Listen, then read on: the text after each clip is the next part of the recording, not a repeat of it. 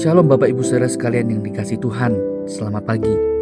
Bersyukur untuk anugerah Tuhan yang selalu menyertai kita apapun musim hidup yang kita lalui. Kita percaya tangan kasih Tuhan tidak pernah jauh dari hidup kita. Saudara, mari sebelum kita akan membaca dan merenungkan firman Tuhan pagi ini, mari kita satukan hati untuk kita memohon hikmat pimpinan dari Tuhan. Mari kita berdoa. Bapa, kami sungguh bersyukur untuk anugerah-Mu yang boleh terus menyertai langkah hidup kami. Apapun musim hidup yang kami lalui, kami percaya Engkau tidak pernah jauh dari kami, melainkan Engkau selalu berjalan bersama dengan kami, menopang kami. Kami bersyukur untuk kesetiaan-Mu Tuhan. Dan pagi ini kami hendak membaca merenungkan firman-Mu. Tuhan, tolong kami, ajar kami untuk kami hidup seturut dengan kehendak-Mu. Demi Kristus kami berdoa. Amin.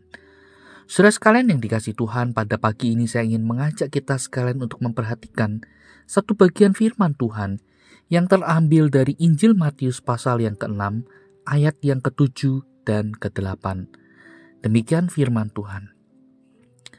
Lagi pula dalam doamu itu, janganlah kamu bertele-tele seperti kebiasaan orang yang tidak mengenal Allah. Mereka menyangka bahwa karena banyaknya kata-kata doanya akan dikabulkan. Jadi, janganlah kamu seperti mereka, karena Bapamu mengetahui apa yang kamu perlukan sebelum kamu meminta kepadanya. Sampai di sini kita membaca firman Tuhan. Nah, saudara sekalian kasih Tuhan, dalam bagian ini kita kembali diingatkan tentang bagaimana kita harus berdoa. Saudara, Tuhan Yesus mengajarkan tentang doa yang benar. Ya, menegur orang-orang yang berdoa dengan mengandalkan banyaknya kata-kata atau bahkan diulang-ulang kata-katanya, tapi semuanya itu seakan-akan tanpa makna.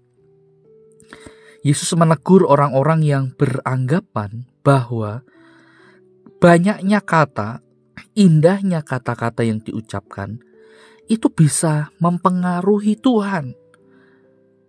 Dengan demikian, saudara, banyak orang berpikir, wah, kalau kata-kata yang digunakan dalam doa itu banyak, doanya panjang, kata-katanya indah, puitis, itu menggugah hati Tuhan sehingga apa yang kita inginkan, kita sampaikan atau yang menjadi permohonan kita, Tuhan pasti akan tergerak hatinya dan mengabulkan doa itu.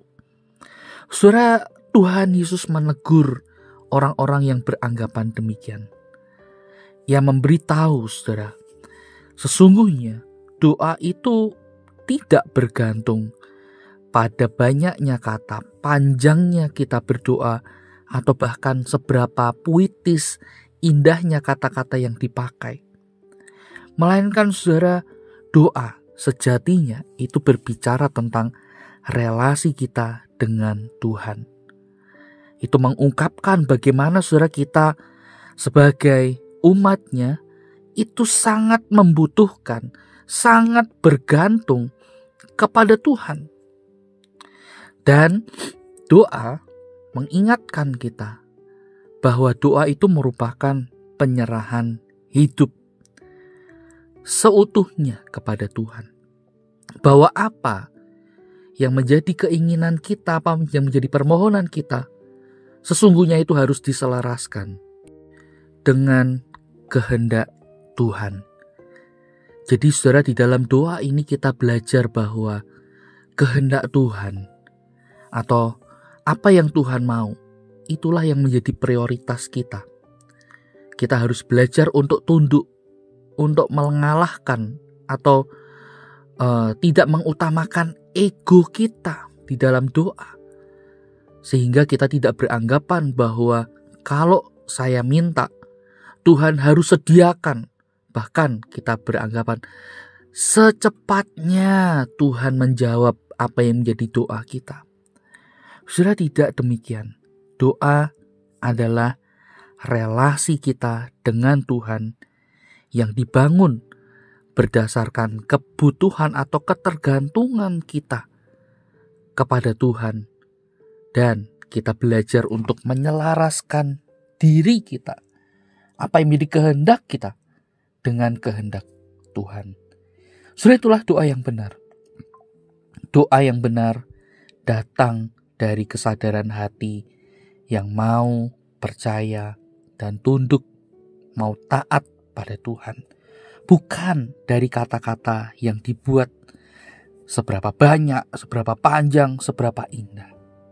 Oleh karena itu saudara, melalui nasihat firman Tuhan ini, kebenaran firman Tuhan ini, mari kita belajar untuk berdoa dengan benar. Berdoa dengan penuh kesadaran bahwa saya butuh Tuhan. Berdoa dengan penuh kesadaran bahwa saya harus bergantung kepada Tuhan. Dan mari kita berdoa dengan penuh kesadaran bahwa kehendak Tuhan yang terutama, bukan keinginanku, bukan kemauanku. Selamat berdoa, selamat membangun relasi bersama dengan Tuhan. Mari kita berdoa. Bapa yang di surga, kami sungguh bersyukur untuk firman yang boleh kami baca dan renungkan pagi ini. Ajar kami Tuhan untuk berdoa dengan hati yang tulus. Bukan hanya sekedar mementingkan kata-kata, tapi kami ingin membangun relasi kami dengan Engkau dengan benar.